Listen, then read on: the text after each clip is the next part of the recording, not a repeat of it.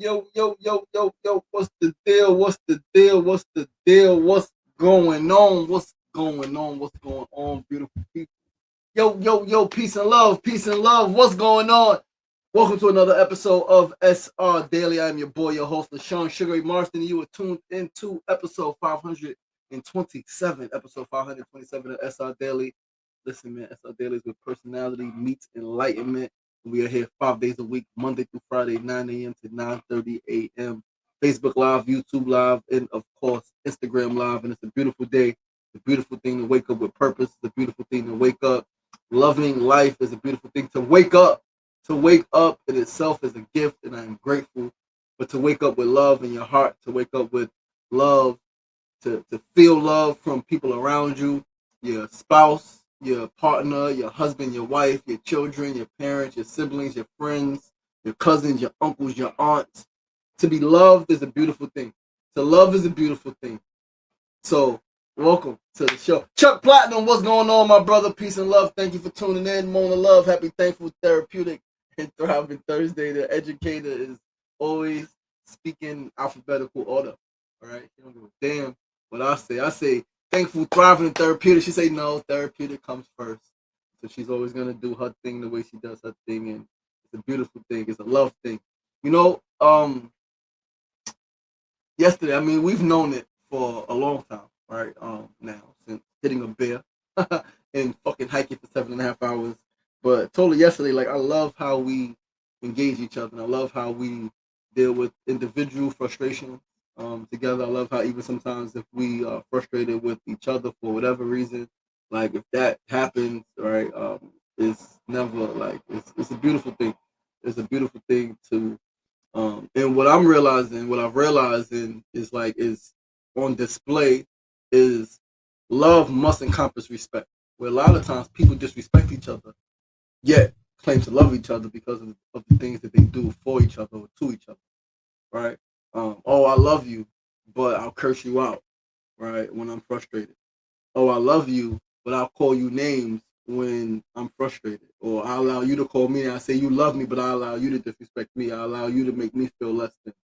And I think we as society, as black people, we gotta like address that shit. We gotta address that love has to encompass respect. Or is it really love? Is it really love or is it infatuation? Is it lust? Is it codependency?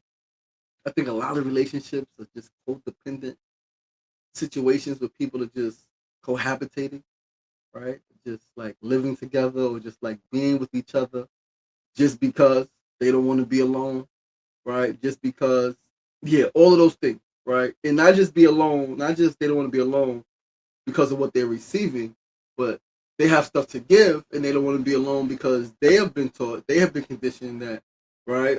Most women, some men, that love is in how much they do for a person. And so if they're not able to do something for someone, they feel unworthy in their own life. So it's not always about what I receive, it's about what can I give. And if I got nobody to give it to, right, a partner, right, then I'm not as valuable. I'm not valued. And that creates a huge problem. But yo, listen, man, Merry Christmas. It is Christmas. It is Thursday, December 25th, 2025, man. We are on the official countdown. It is 6 days left in the year, 7 days to 2026. What a time to be alive, man. What a time to be alive. We can do anything. We can do anything. We can accomplish anything, and we can do everything. And it's a beautiful thing, man. We're going to get the show started. Once again, I'm your boy, your host, LaShawn Sugary Marston. You're tuned into SR Daily, episode 527 on this beautiful Thursday, December 25th, 2025. We're going to start with our phrase of the day. Today's phrase is two words. Two words are very simple. What is today? Today is Christmas. The phrase is Merry Christmas. That's it. That's the phrase. Merry motherfucking Christmas. But now we're going to talk about it. Now we're going to talk about the phrase Merry Christmas. So now I'm someone who doesn't do the whole quote unquote Christmas thing, right? There's no Santa, right? If you can give all the stories about Saint Nick and all of this shit, cool. There's no Santa, and Jesus ain't real. Don't hurt me, right? I've lived long enough and I've experienced enough to know that only the truth is absolute. Only the truth is absolute. Right? I've lived long enough. I've experienced enough life. Only the truth is absolute. And every lie, no matter how expansive it is, every single lie is built on a truth. So Christmas, language, Christmas, Christ Mass, right? Winter solstice, right? All of it is connected, right? The Mass of Christ. And not Mass in terms of like what our Roman Catholic family may do, right? Not Mass like that, right? MAS, more. More Christ. Christ. Christ. Not a person, right? Because it's not Jesus Christ, it was Jesus the Christ. It was then changed, right? Why was it changed? That's a conversation for another story, right? But Christ is not a surname. Christ is a title. Anointed one, right? Light. So more Christ, more anointed, more light. Winter solstice, right? Just happened. We're just coming out, right? 21st to 24th, 3 days. 25th, the light comes back. The light is born. The sun is born, right? The days are starting to get longer. Like, literally, the days are getting longer. More daylight, little by little, little by little, little by little, right? The days are getting longer. We have more light. So, like, how can one argue that this isn't true and isn't good? This season, this day. How can we argue that? Like, we could argue consumerism. We could argue commercialism. We could argue religious, right? Like, truths, right? All of that could be debated and argued and disputed. However, I come from the perspective that every lie comes from a truth. So even if you want to say all of this shit is bullshit, all of it is made up, it was made up from something. It didn't come out of fucking thin air. It didn't just come. Somebody just made with some shit going on, and some people said, At some point, how can we use this to depict something, right? Metaphors, allegory, and then later on, it was like, ooh, how can we use this to like control people and like get money from people, right? And then that's when all of the other stuff came. But like, do we not want more light? Is there not literally more light coming into the world right now, into our part of the world right now? The world generally, is it not more?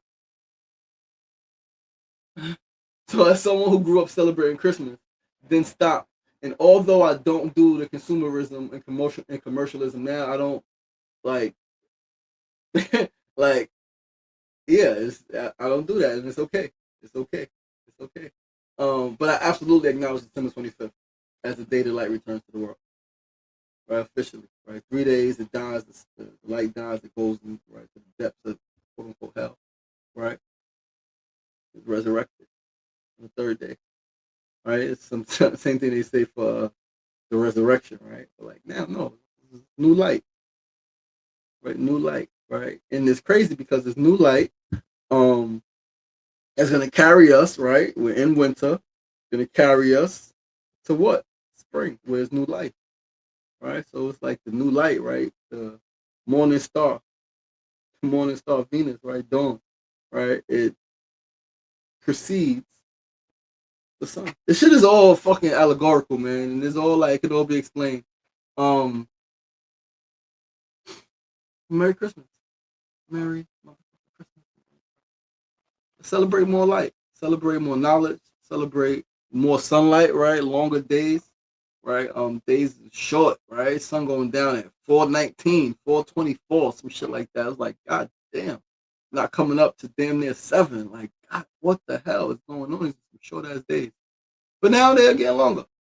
It's a beautiful thing, and before you know it, right, sun will be going down at 5, and then 5:30, and then 6, and then 6:30, and then 7 o'clock, and then 8:30, and then it's lit again, and we outside all day and all motherfucking night.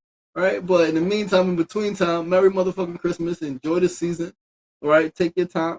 Take your time. Please, please, please. We're gonna talk about this next, but we stop falling victim to commercialism and consumerism. Like, we're gonna talk about this stuff. But we're gonna move right along to our second segment of the day. Today's second segment, as always, is our Needs to Know News. Seth Hussein Kofa. What's going on, my brother? Peace and love. Thanks for the check-in. Thanks for tuning in. Second segment of the day, need some news of the day. Today's news, listen, there is huge. Economic impact of the holiday season and Christmas in particular, huge economic impact. Consumerism has driven this season for a very long time. Let's read from two articles and talk about it. 1 second, let's pull up the articles and we are going to talk about it.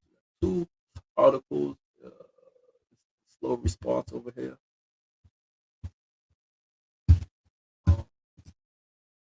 Fresh, here we go. Hold on. Article coming up, economic impact from U.S. Chamber of Commerce. The spirit of the season, American businesses at the heart of the holidays. This is from last year, right? We're going to read this one first. The holiday season is the time of joy, tradition, and community. From bustling shopping centers to seamless online experiences, businesses are fostering the spirit of the season while driving significant contributions to the economy. Here's a look at how innovation, creativity, and consumer enthusiasm are shaping this year's festivities.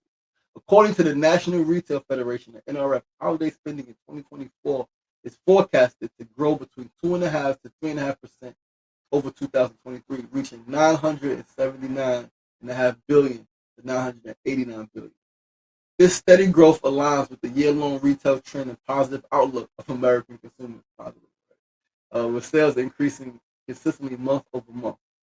Shoppers plan to spend an average of $902, with $641 allocated to gifts for family, friends, and colleagues, up from $620 in 2023. The rest of the money, fucking food, right? It's fucking food and it's money on self, right? Jobs and economic impact. The holiday season provides a significant boost to the U.S. labor market. The NRF estimates that retailers are expected to hire between 400,000 and 500,000 seasonal workers to meet growing demand. These jobs not only support the busy shopping season, but also provide opportunities for individuals to earn additional income during the holidays and broaden their professional development and experience. All right, sounds cool. All right, sounds cool. Let's go down real quick. Let's go down and hold on 1 second. We're gonna a couple of other things. It wasn't here. It was a different article. Right. Let's go to now second article. Read a little more. Into it. Stephen McCoy, what's going on, my brother? Happy holidays, peace and love. This is from this year, 2025. Right, this is from Arizona State University. ASU experts say holiday shopping season could top $1 trillion despite economic headwinds.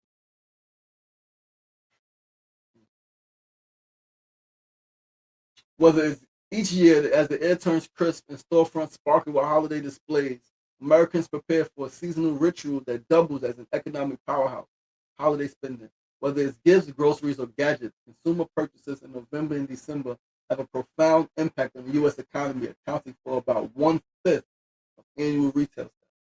The National Retail Federation, the NRF, which we just read about, is fostering the nation's first ever $1 trillion holiday shopping season, even as economic cross currents from inflation and tariffs to layoffs and cautious consumer sentiment create a complex backdrop. Behind the festive numbers lies a delicate balance of optimism and restraint. In short, people want to celebrate, but they're watching prices more closely than ever.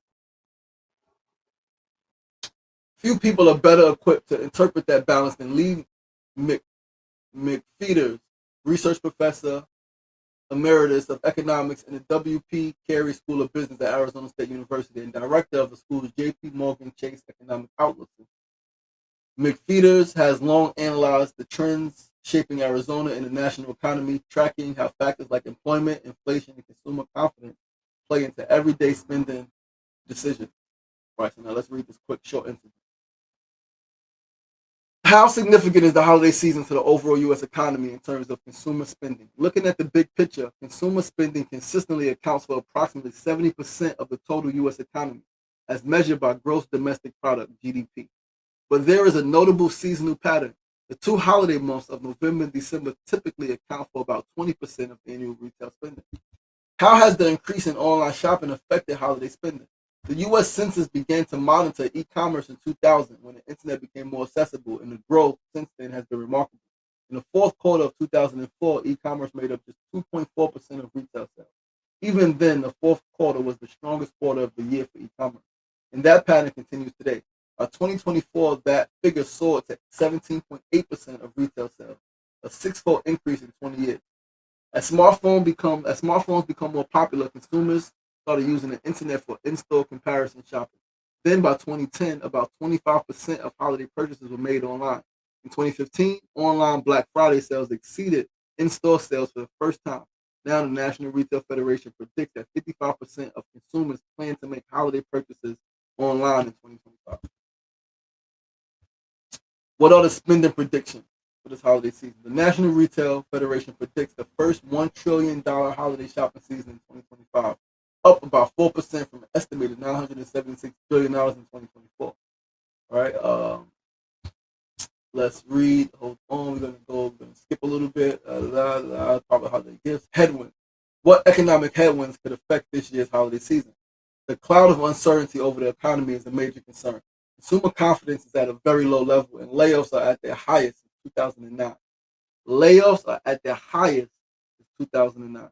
Inflation is down from its 2022 peak, but the overall cost of living remains high. On top of that, tariffs or tariffs have added to the cost of imported goods such as toys and decorations from China. As a result, consumers are shopping more wisely and looking for sales. Online spending is expected to increase about 8% this year as consumers compare prices and hunt for the best deal. All right.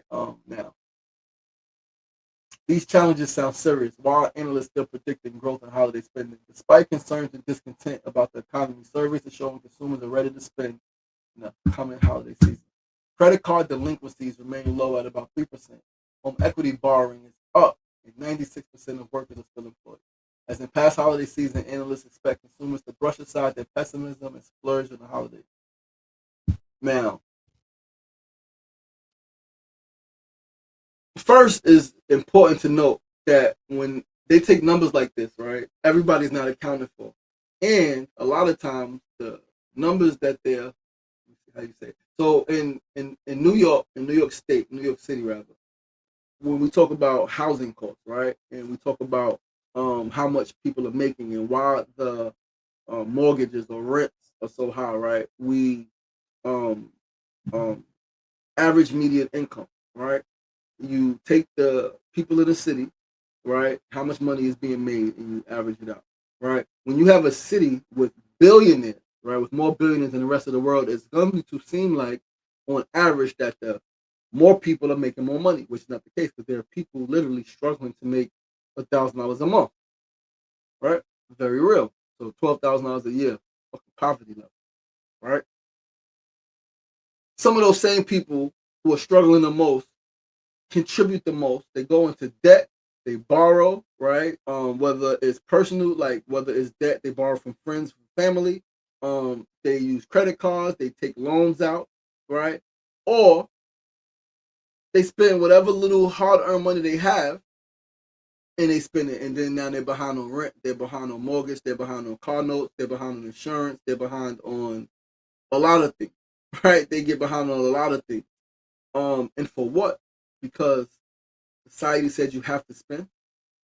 I remember Sean Bell's mother used to always say, right? We did the Christmas party. Rest in peace, Sean Bell. He just came out with the movie Aftershock. I gotta see it. But Sean Bell's mother used to always say during the holiday parties that we did in Jamaica, Queens. She used to say, and this goes back to the first thing, right? Jesus, remember the reason for the season.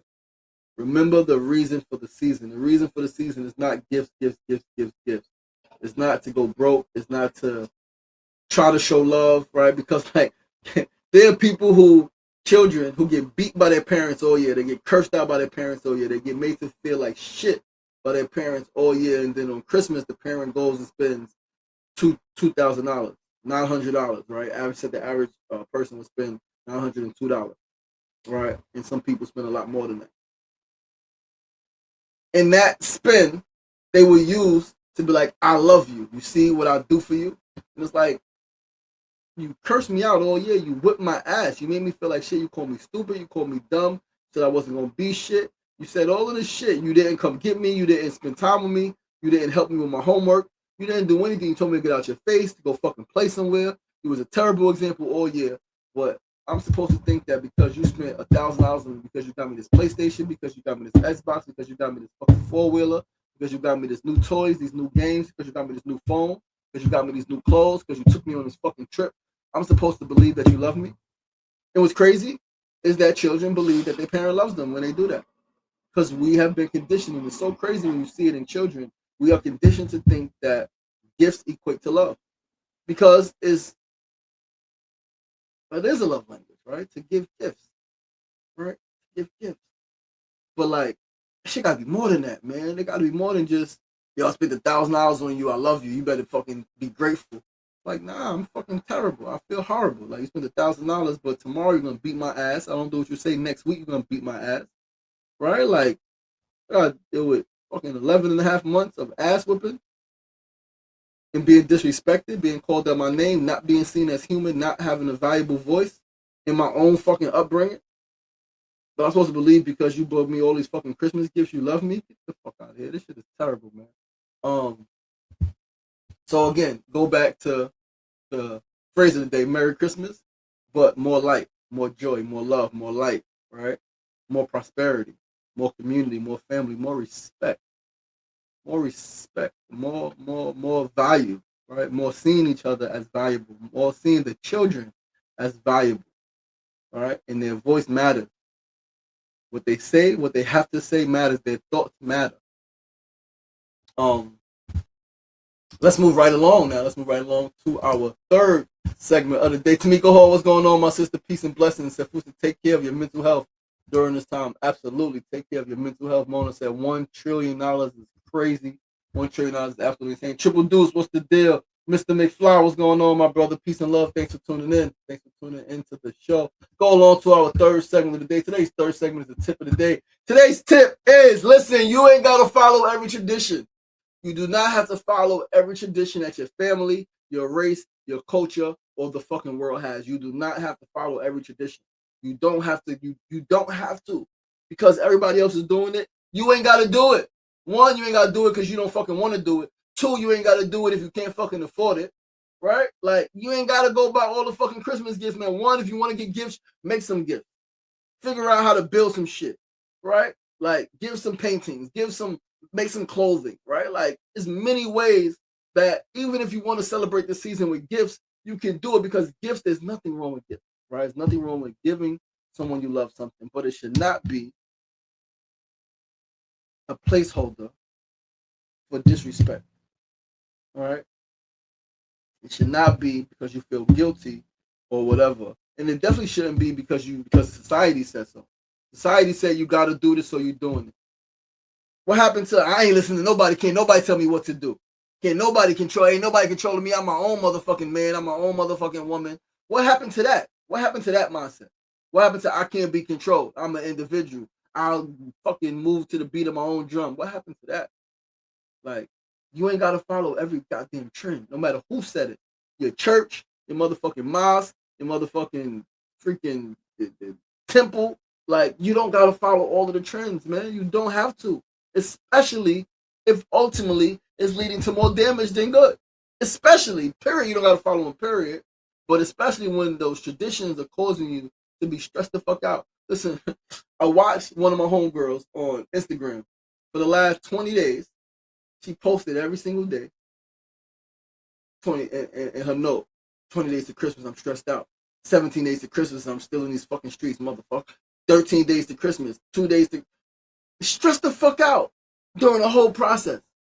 Like, and I get it. There are some times when we gotta be uncomfortable to do things that we want to get done. All that's real. But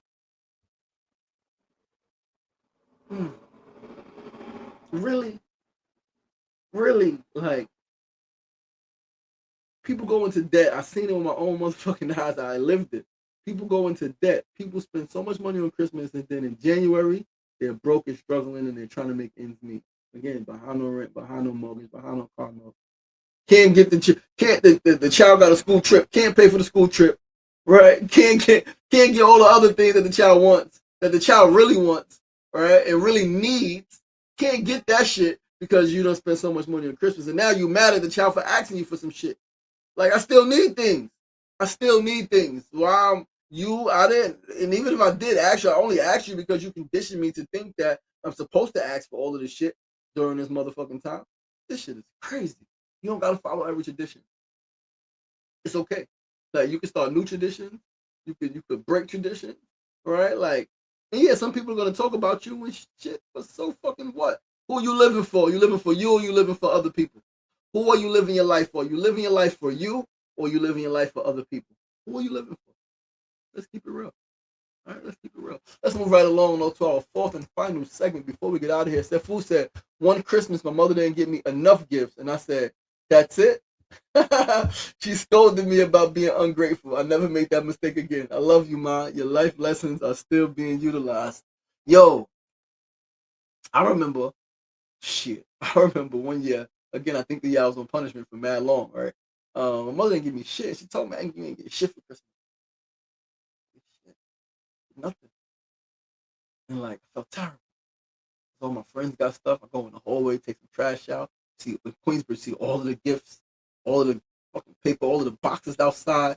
Right, people with their racing cars, people flying helicopters, people with their new clothes. Nothing, nothing. Hmm. Yeah, man. Yeah, man. Yeah, man. Yeah, man. Yeah, man. Start new traditions. Yes, you can start new traditions with your family. Right, you absolutely can. You can always start a new tradition. Come up with a tradition together.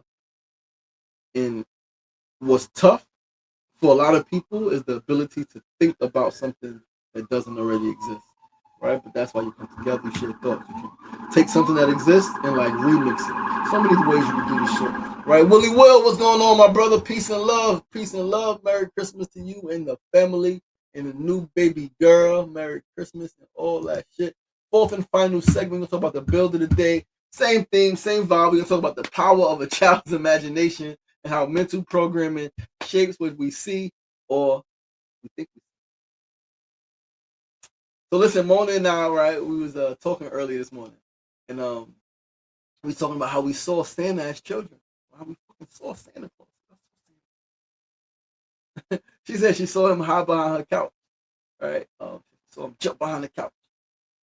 I vividly remember seeing this motherfucker with a sleigh and a sack of motherfucking toys on the roof of the building across from us in Queensbridge, 4105 Vernon Boulevard, fucking Nona building, Harvey's building, fucking Bobby's building. I saw this motherfucker on the roof, sleigh and knapsack, and he was opening the motherfucking roof door. Seen that shit all night. Whenever the light is starting to come up, 6 a.m., close to 6 a.m., a little after 6, whatever it was, I was waking up. My sister was somewhere else. I was in the back room. I was on the bottom bunk. I open my eyes. I look and I see it snowing. Right? I lean up. I look. And I'm like, yo, that's Santa. And I just turn around like mad excited. Like, I can't talk too loud, right? He might not come over here. He might knows me like I'm supposed to be asleep. Yo, the power of imagination is real, right? Something is programmed in your mind enough with words and with images. You can believe that you saw that shit for real. You can believe that you saw that shit. The mind, your mind, it's songs. The mind playing tricks on me, right? My mind's playing tricks on me. And listen, the imagination is extremely powerful. Again, if an image is programmed into your mind long enough, you can truly believe you have seen it with your eyes. Thus, the saying, don't believe everything you see. Do not believe everything that you see. You can't. Your eyes play tricks on you because your mind plays tricks on you. Because your mind, yo, it's crazy. And as I'm reading this book, How to Create a Mind, right, and understanding pattern recognition theory, or understanding how optics work, right, or understanding like what creates eyesight, right, magical, literally, like it's a program. It can come through, and you could think that you saw that shit. You could really believe that you saw some shit. Like I really believed I saw Santa. Mama said she really believed that she saw Santa. I really believe that I saw my motherfucking father after he was dead at the motherfucking in the motherfucking living room, sitting on the couch. I seen the motherfucker physically, like not a spirit. I seen my father. Holy shit, this nigga dead. Like he died a couple months ago. Like what the fuck, right? Mind is extremely powerful, man. The mind, the imagination, is extremely powerful. And with that, guys, that's our show. That is our show on this morning. Yo, we miss you too, Willie, man. We miss you too, brother. I was thinking we got to come see the baby, man. Let me know when we can come see the baby. My brother would love to come over there, man. Bring some flowers, you know what I mean, and see the baby, you know what I mean, and bring some baby books over there, man, and spend a little bit of time, my brother. We miss you, Miss Ginger, miss those babies. All right.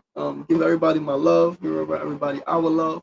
And yo, listen, man, that's the show for today. Coach Ace of Love, my brother. What's the deal? Peace and love. I miss you, brother. I miss you much, man. Long time no see, long time no speak. But yo, guys, listen, this is a motherfucking wrap. I got shit to do. I gotta get a workout in. Gotta do some more straightening up. And yeah, we doing a holiday at Mona's brother's house today. So Mona was up late making food, making some mac and cheese, baked some motherfucking cookies. All right. Some motherfucking cobbler, peach cobbler. I'm gonna fry some mushrooms. I'm gonna make some veggie fried rice, and it's a celebration, man. It is really a day to celebrate. All right, it's really a day to celebrate. The light has returned to the earth. The light has returned to the sun. The days are getting longer, and realistically, like we all need more light. We all need more love, man, in our lives. More knowledge, more love, more care, more patience, more compassion, more understanding, more grace, more harmony, more alignment, right? More forgiveness, more understanding, and all of that good shit. More. Mas, right? Yeah. Merry Christmas. I love you guys. Enjoy the day. Please do join us right back here tomorrow. Same time, same place, 9 a.m. to 9:30 a.m. Facebook Live, YouTube Live, and of course, Instagram Live. I'm your boy, your host, Sean Sugar Ray Marston. SRDaily is a personality meets enlightenment. Remember, it ain't getting knocked down. That's the problem. It's staying down. So get up! Ah! The power is in you. Be kind to yourself. Be kind to each other.